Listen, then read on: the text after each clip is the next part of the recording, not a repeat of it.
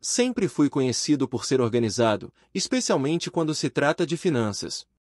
Todo mês, reservo um tempo para revisar meus extratos bancários, contas e investimentos. Naquela tarde de sábado, enquanto tomava um café na cozinha do meu apartamento, decidi fazer minha rotina mensal. Abri o laptop e acessei o Internet Banking. Tudo parecia normal até que notei uma transação incomum, uma transferência de R$ 30.000 para uma conta que eu não reconhecia. Meu coração disparou. O que é isso? Murmurei, inclinando-me para a frente na cadeira. Eu não fiz essa transferência. Verifiquei novamente, achando que poderia ser um erro. Mas não, a transação estava lá, clara como o dia. O valor havia saído da minha conta corrente há 2 semanas. Senti um frio na espinha. Algo estava muito errado. Imediatamente, liguei para o banco. Após passar por uma série de menus automatizados e esperar por longos minutos, finalmente consegui falar com um atendente. Boa tarde, meu nome é Mariano Silva. Gostaria de saber sobre uma transferência de R$ 30.000 que apareceu no meu extrato. Eu não autorizei isso. O atendente pediu alguns dados para confirmar minha identidade. Após alguns segundos, respondeu: Sim, senhor. Esse valor foi liberado como parte de um empréstimo pessoal solicitado em seu nome. Quase deixei o telefone cair. Um empréstimo? Mas eu não pedi nenhum empréstimo! Exclamou, tentando manter a calma. De acordo com nossos registros, o pedido foi feito online há 2 semanas. Todos os documentos necessários foram enviados e aprovados. Isso é impossível! Alguém deve ter usado meus dados. Eu estava começando a entrar em pânico. Recomendamos que você verifique se alguém próximo pode ter tido acesso às suas informações. Caso contrário, sugerimos que registre um boletim de ocorrência. Desliguei o telefone, sentindo-me tonto. Quem poderia ter feito isso? Eu nunca compartilhei meus dados bancários com ninguém, exceto. De repente, um nome veio à minha mente: Gustavo, meu irmão mais novo. Ele sempre foi o problemático da família, com uma tendência a se meter em encrencas financeiras. Nos últimos meses, ele havia mencionado algumas dívidas, mas eu nunca imaginei que ele fosse capaz de algo assim. Não pode ser, murmurei, tentando me convencer de que estava errado. Mas, ao revisar os e-mails em minha caixa de entrada, encontrei uma mensagem do banco confirmando a solicitação do empréstimo. O endereço de e-mail usado era o meu, mas o IP de onde a solicitação havia sido feita era desconhecido. Sentei-me no sofá, tentando processar a situação. Meu coração batia forte, e eu sentia um nó no estômago. Alguém havia invadido minha vida financeira, e tudo apontava para Gustavo. Preciso falar com ele, disse em voz alta, decidido. Peguei o telefone e enviei uma mensagem para o irmão: precisamos conversar. É urgente. A resposta veio rapidamente: claro. Posso passar aí mais tarde. Respirei fundo, tentando me preparar para o que estava por vir. Sabia que a conversa não seria fácil, mas precisava de respostas. Alguém havia violado minha confiança, e eu não descansaria até descobrir quem era.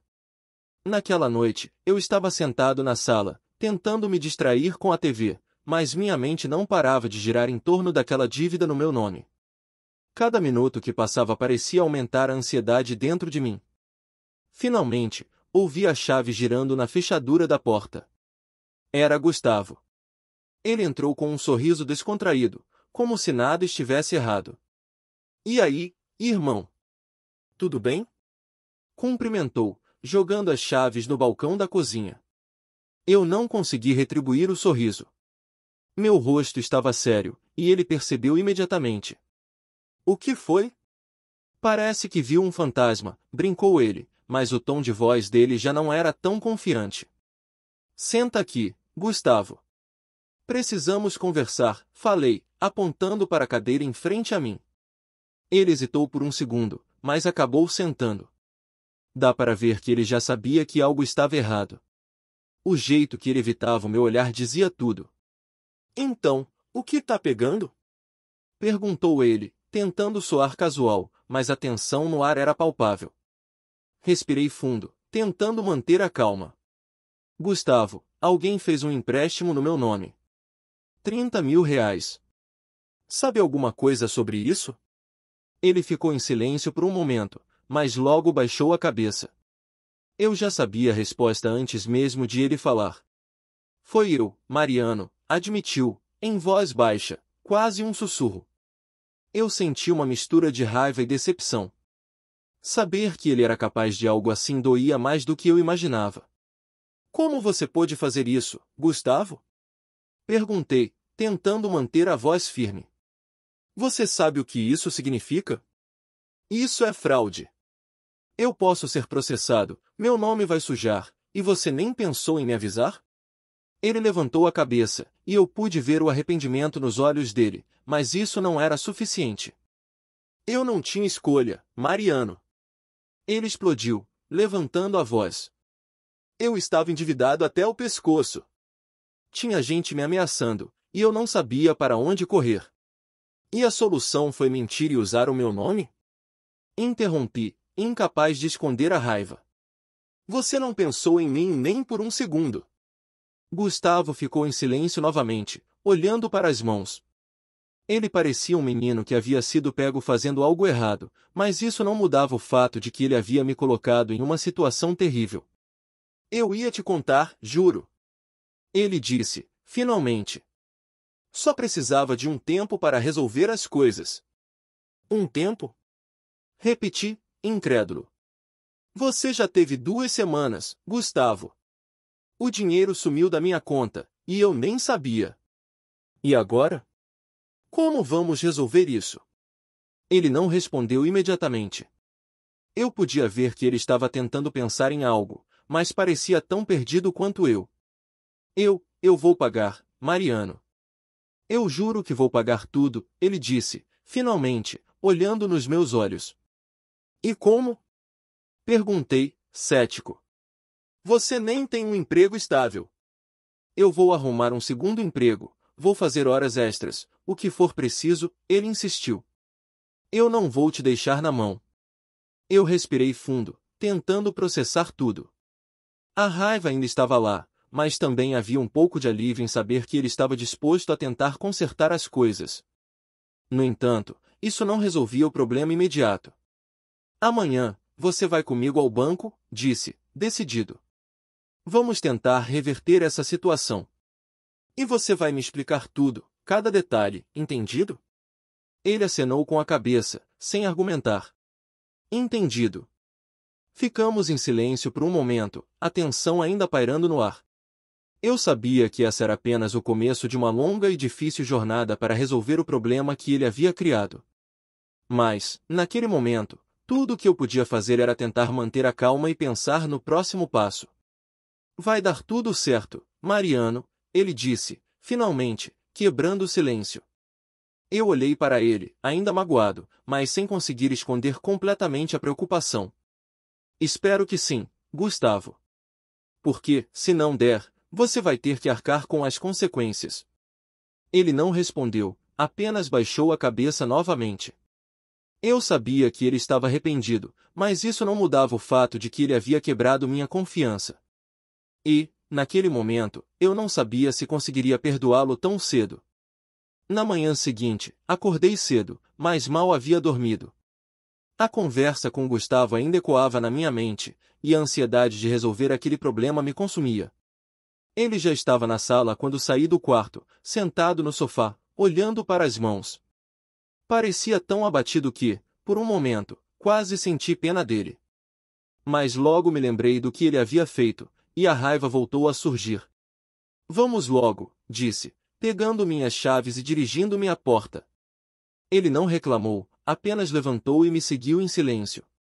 No carro, o clima era pesado. Nenhum de nós falou nada durante o trajeto até o banco. Eu estava focado no que precisávamos fazer, mas também me perguntava se realmente haveria uma solução. Ao chegarmos ao banco, fomos direto ao gerente. Expliquei a situação, tentando manter a calma, mas era difícil esconder a frustração. Então, senhor Mariano, o empréstimo já foi liberado, e o dinheiro foi transferido para a conta indicada na solicitação, explicou o gerente, após verificar os detalhes no sistema. Infelizmente, não há como cancelar a operação agora. A única solução é quitar a dívida. Eu olhei para Gustavo, que estava ao meu lado, visivelmente desconfortável. E se provarmos que foi uma fraude? Perguntei, tentando encontrar uma saída. Nesse caso, você precisaria registrar um boletim de ocorrência e abrir uma investigação. Mas, mesmo assim, o banco não pode simplesmente cancelar a dívida. O processo pode ser longo e incerto. Senti um peso enorme no peito. A situação era pior do que eu imaginava. E se eu quiser renegociar a dívida? Perguntei, tentando manter a voz firme. Podemos parcelar o valor em até 36 meses, com juros reduzidos, explicou o gerente. Mas, para isso, precisamos de uma garantia ou de um fiador. Olhei para Gustavo novamente. Ele parecia cada vez menor, como se quisesse desaparecer. E se ele assumir a dívida? Perguntei, apontando para Gustavo. O gerente olhou para ele, avaliando. Ele teria que comprovar renda suficiente para assumir o compromisso. Caso contrário, não podemos fazer a transferência. Gustavo finalmente falou, em voz baixa. Eu não tenho renda fixa no momento. Mas eu posso pagar, juro. Só preciso de um tempo. O gerente fez uma expressão de pena, mas manteve o profissionalismo. Sem comprovação de renda, não há como transferir a dívida para ele. A responsabilidade continua sendo sua, Sr. Mariano. Senti uma onda de desespero.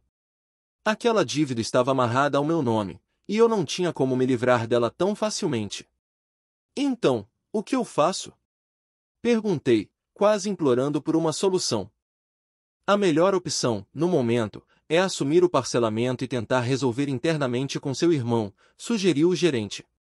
E, claro, tomar medidas para evitar que algo assim aconteça novamente. Saí do banco com um acordo de parcelamento em mãos, mas o sentimento de injustiça ainda me consumia. Gustavo caminhava ao meu lado, cabisbaixo. Mariano, eu vou pagar tudo, ele disse, finalmente, quando chegamos ao carro. Eu sei que fiz merda, mas eu vou consertar isso. Como, Gustavo? Perguntei, incapaz de esconder a frustração. Você nem tem um emprego fixo. Como vai pagar 30 mil reais? Eu vou arrumar um segundo emprego, vou fazer bicos, o que for preciso, ele insistiu, olhando nos meus olhos. Eu não vou te deixar na mão. Eu respirei fundo, tentando manter a calma. Sabia que, naquele momento, não adiantava discutir.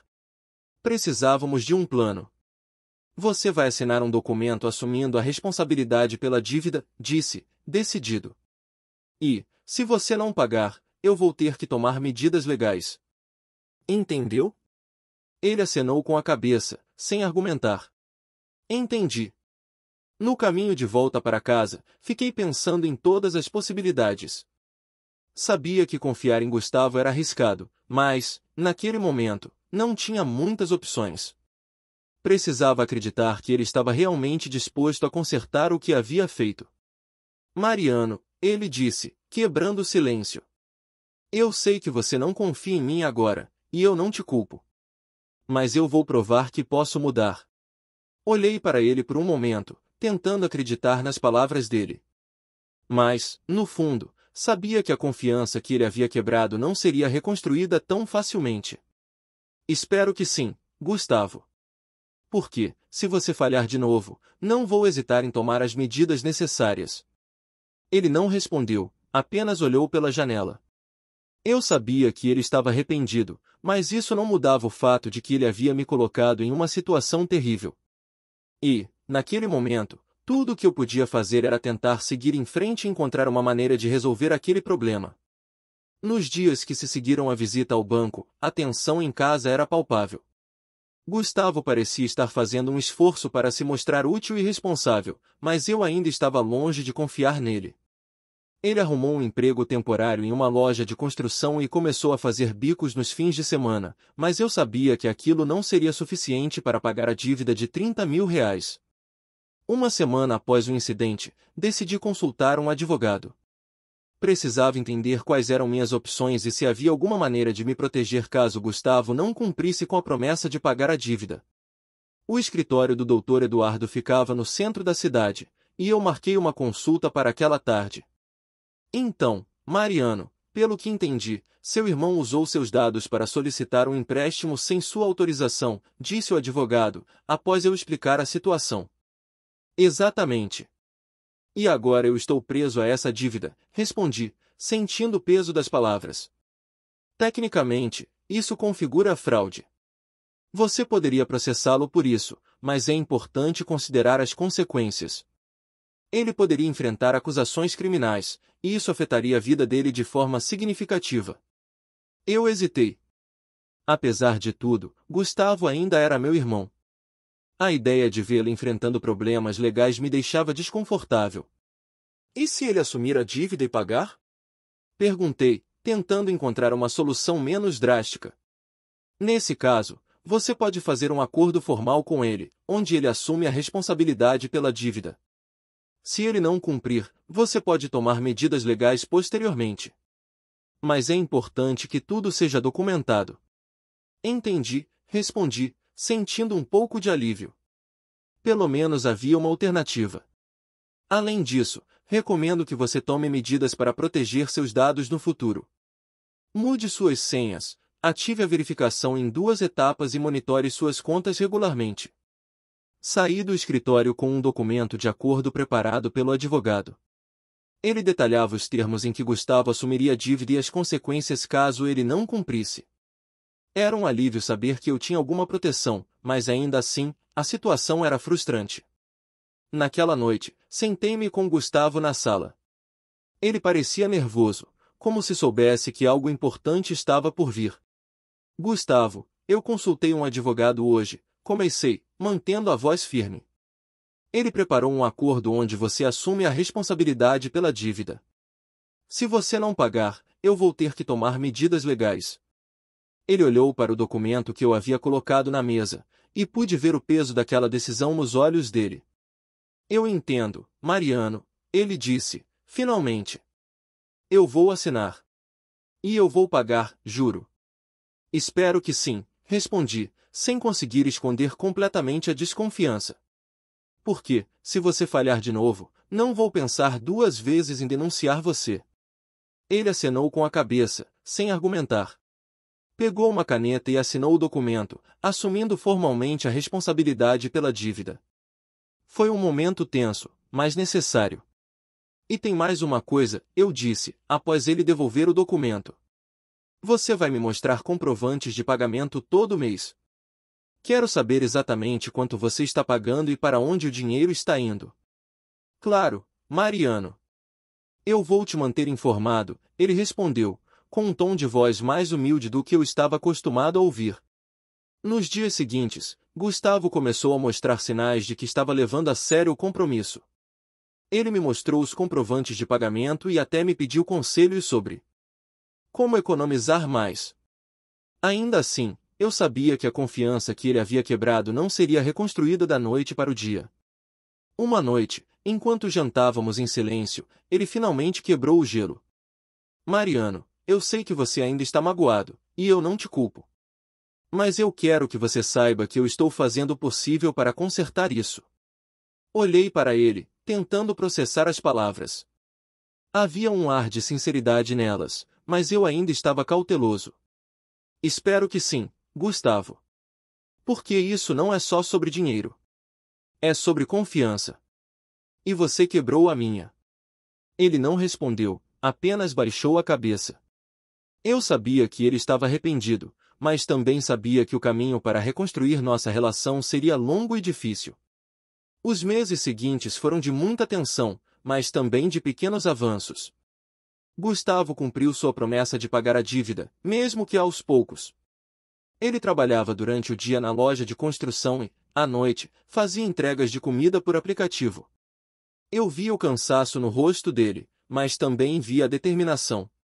Ele estava tentando, e isso era algo. A cada mês, ele me mostrava os comprovantes de pagamento, e eu anotava tudo em uma planilha.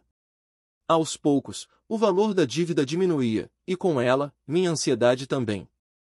Mas o que mais me surpreendeu foi ver uma mudança real em Gustavo. Ele parecia mais maduro, mais consciente das consequências de suas ações.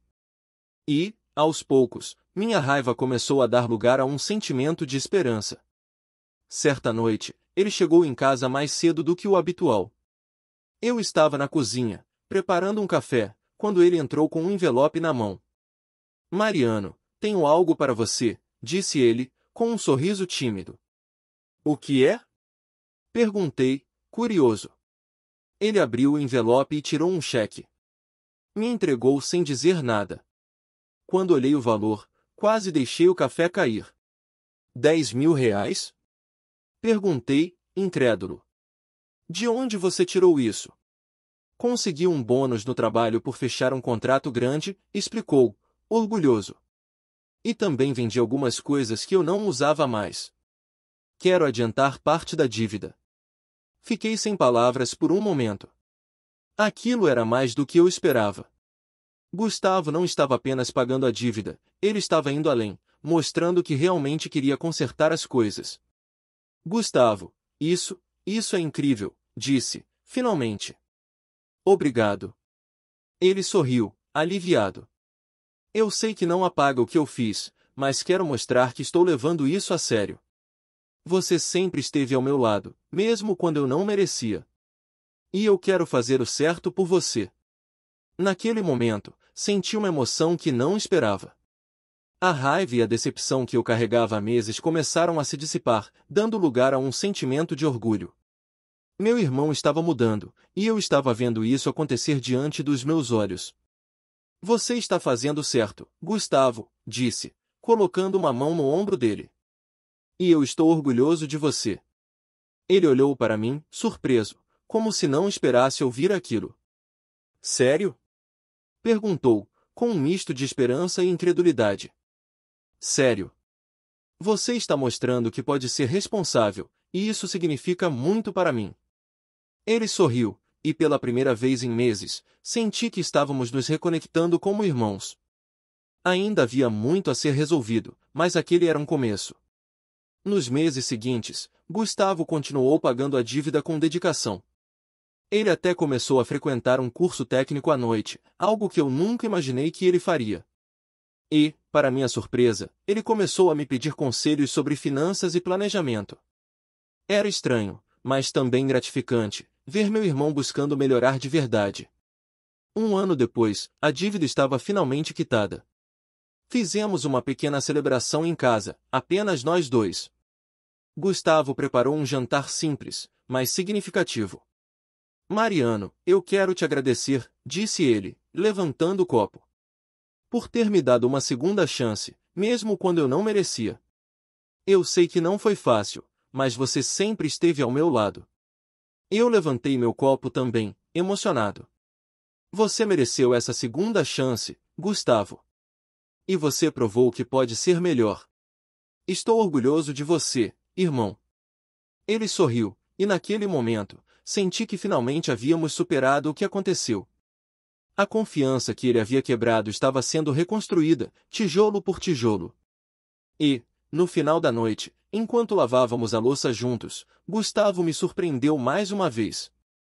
Mariano, eu tenho uma proposta para você, disse ele, sério. Que tipo de proposta? Perguntei, curioso. Eu quero abrir um negócio. Um pequeno restaurante, algo simples. E quero que você seja meu sócio. Fiquei sem palavras por um momento. A ideia era arriscada, mas também emocionante. Você acha que está pronto para isso? Perguntei, cauteloso. Estou. E eu quero fazer isso do jeito certo, com planejamento e responsabilidade. Você sempre foi o irmão mais organizado, e eu quero aprender com você. Olhei para ele, vendo a determinação nos olhos. E, pela primeira vez em muito tempo, senti que podia confiar nele completamente. Vamos fazer isso, disse, finalmente. Mas com regras claras e um plano sólido. Ele sorriu, aliviado e animado. Combinado. E assim, começamos uma nova jornada juntos. Dessa vez, não como vítima e culpado, mas como parceiros. O passado ainda estava lá, mas não nos definia mais. E, olhando para o futuro, eu sabia que, não importava o que acontecesse, estaríamos bem. Porque, no final das contas, éramos irmãos. E irmãos estão sempre lá um para o outro, nos bons e nos maus momentos.